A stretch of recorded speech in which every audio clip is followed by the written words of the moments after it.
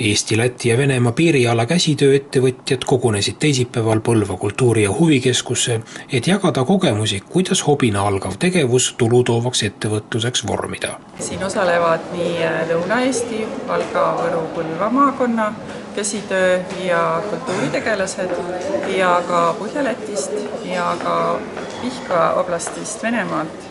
Et see on selline terve päeva kestev üritus, kus hommikupoolikul on käsitööettevõtluse seminar, et siis näited ja loengud, kuidas siis on võimalik käsitööettevõtlusega elatist teenida ja peale seda on paralleelselt nii kultuuritegelased Eesti, Läti, Vene arutlevad, kuidas teha koostööd ja teevad ka sellise 3-aastase tegevuskavani peaksid siis jõudma, et arutlevad, kuidas siis kogemusi vahetada ja ka peale lõunat algab siis käsitöö töötoad.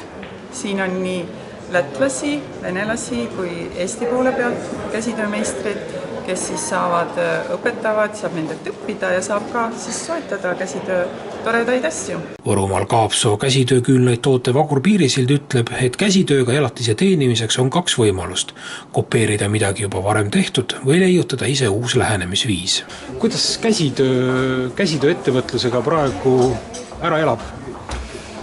See sõltub väga palju tegijast endast, sest üks asi on see, kas tegija suudab teha sellise toote, mis läheb turule peale, või siis näiteks väga tavaline on, et kopeeritakse ühte sama toodet ja lõpptulemus on see, et mitte kellelgi ei õnnestu seda toodet müüa.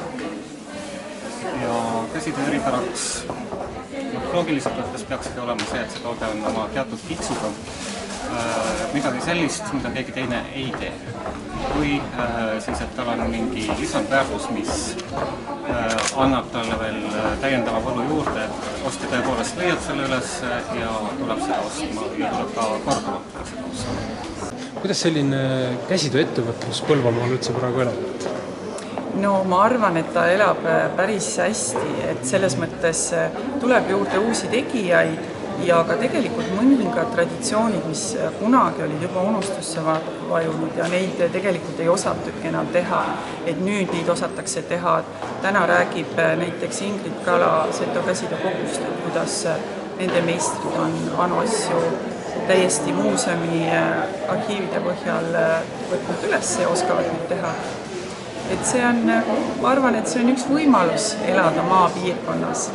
Käsitöö kõrval oli päeva oluliseks osaks ka õhtul toimunud ühiskontsert, mille üheks eesmärgiks oli tutvustada 3 riigi piiriala rahvatantsurühmi, keda tulevikus esinema kutsuda. Ütleme, kultuuri poole pealt on muidugi see ka väga oluline, et kuidas nad saaksid omavahel koostööd teha. Näiteks täna on meil kontsert, kus esinevad siis 3 riigi kollektiivid ja sealt siis on hea näha, millega keegi tegeleb, kutsuda oma üritustele või suvistele ettevõtmistele, et see on see põhiline eesmärk, et sellist koostööd, rahvusvahelist koostööd teha ja õppida üksteist tundma ja nii läheb ju koostöö paremini.